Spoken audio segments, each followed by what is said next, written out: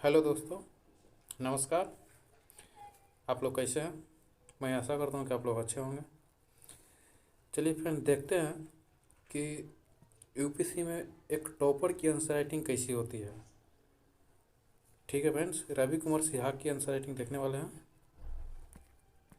जो कि आपको पता होगा कि लगभग 2-3 साल से यूपीएससी की लिस्ट में हिंदी मीडियम का स्टूडेंट का टॉप 200 तक कोई स्टूडेंट नहीं आ रहा था।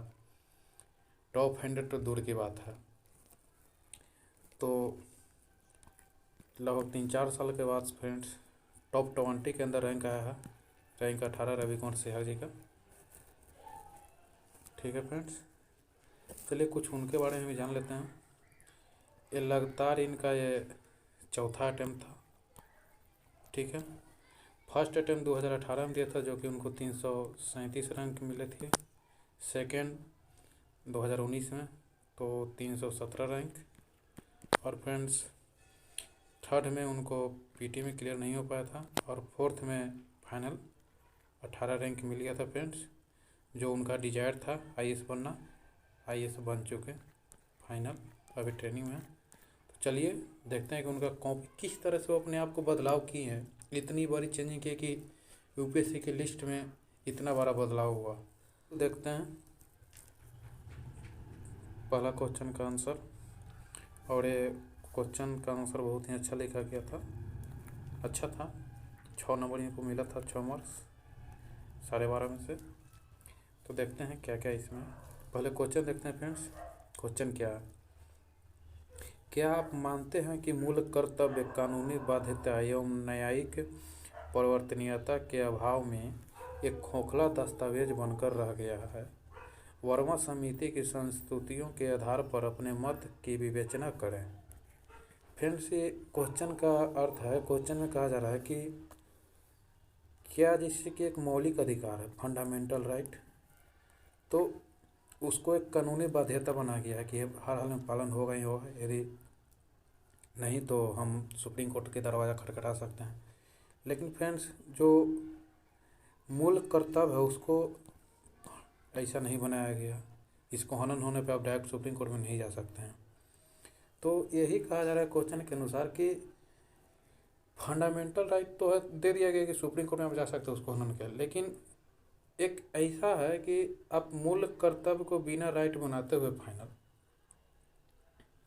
आप दे दिए हैं, तो एक निरार्थक है, यानी कि उसका कोई मूल नहीं रह गया।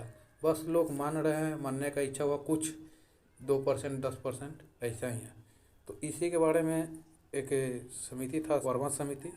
तो वर्मा समिति के बारे में कुछ उनका संस्तुतिया को ऐड करना है। तो चलिए देखते हैं क्या क्या लिखे हैं और कैसे टॉपर लिखते हैं फ्रेंड्स रवि कुमार सिहाग के। सबसे पहले भूमिका बना, भारत के मूल संविधान में मूल कर्तव्यों का ही था। 1975 में सरदार स्वर्ण सिंह समिति की सिफारिश के आधार पर 42वें संविधान संशोधन अधिनियम 1976 के आधार पर इन्हें भारतीय संविधान के भाग 4 में जोड़ा गया। इन्हें जोड़ने का प्रमुख उद्देश्य नागरिकों को अधिकारों के साथ साथ राष्ट्र में उनके मूल कर्तव्यों को याद दिलाना था। तो ये हो गया फ्रेंड्स उनकी भूमिका, या इंट्रोडक्शन कह सकते हैं, इंट्रो पार्ट। तो चलिए फ्रेंड्स सब देखते हैं कि बॉडी पार्ट क्या है। वो जो था इंट्रो, बता दिया कि हाँ संविधान में पहले शामिल नहीं किया गया था, शुरू मूल संविधान का भाग नहीं था, इसको ऐड किया गया था संशोधन के माध्यम से। ठीक है, अब फ्रेंड देखते हैं। कुछ आलोचकों के अनुसार मूल कर्तव्य को भी मूल अधिकार की भांति कानूनी रूप से बाध्य और न्यायिक परिवर्तनीय बनाना चाहिए था, और इनके बिना मूल कर्तव्य खोखले दस्तावेज है। सरसरी निगाह से देखें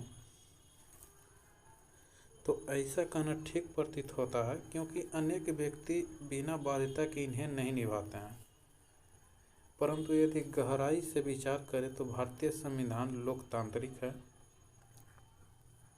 जिसमें व्यक्तियों के स्वतंत्रता समानता के अधिकार प्राप्त है।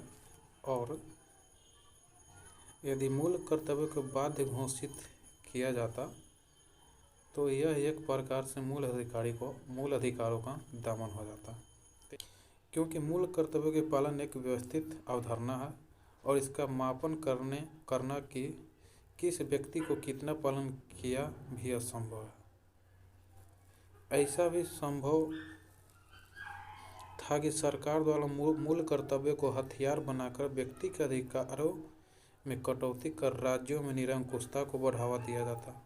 हाँ फ्रेंड्स, यही है जैसे कि आप देख रहे हैं चाइना का 1998 में इसी विषय पर गठित जस्टिस वर्मा समिति ने यही विचार प्रस्तुत किया कि मूल कर्तव्यों को बाध्य एवं नागरिक परिवर्तनीय बनाना मूल अधिकारों के साथ टकराव को जन्म दे सकता है। इसके अलावा हमारी शासन व्यवस्था भी लोकतांत्रिक है, न कि साम्यवादी।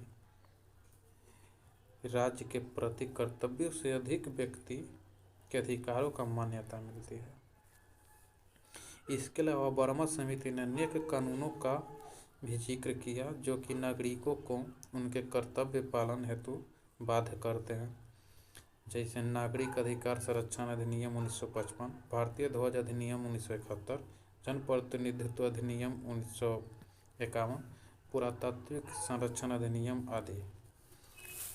ठीक है फ्रेंड, इस प्रकार संविधान के लोकतांत्रिक स्वरूप एवं मूल अधिकारों को देखते हुए मूल कर्तव्यों को बाध्यकारी बनाना उचित प्रतीत नहीं होता है। ऐसा करने से अनेक समाजवादी देश जैसे चीन की भांति व्यक्ति की स्वतंत्रता की सीमित होने का खतरा भी था। तो देखिए फ्रेंड्स, यही था मॉडल आंसर, जो कि देखिए कितना शानदार तरीक़ा से लिखा गया है। एक कंक्लूजन है इतना, और ऊपर ये जो ऊपर है जितना बॉडी पार्ट, ऊपर तो इंट्रो पार्ट था। तो सबसे अच्छा आंसर लिखने के लिए फ्रेंड्स देखिए, आप अंडरलाइन का सबसे पहले उपयोग करेंगे।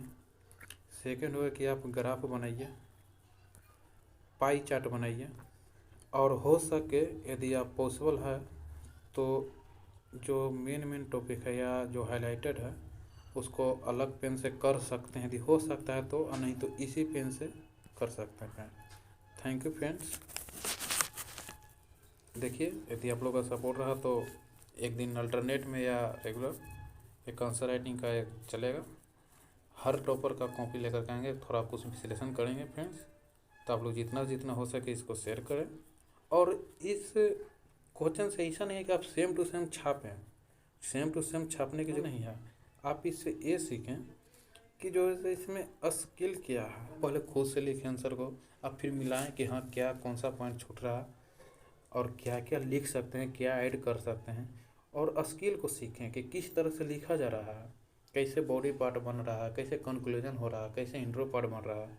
आप सेम टू सेम छापने की कोशिश मत करें। ठीक है फ्रेंड, थैंक यू।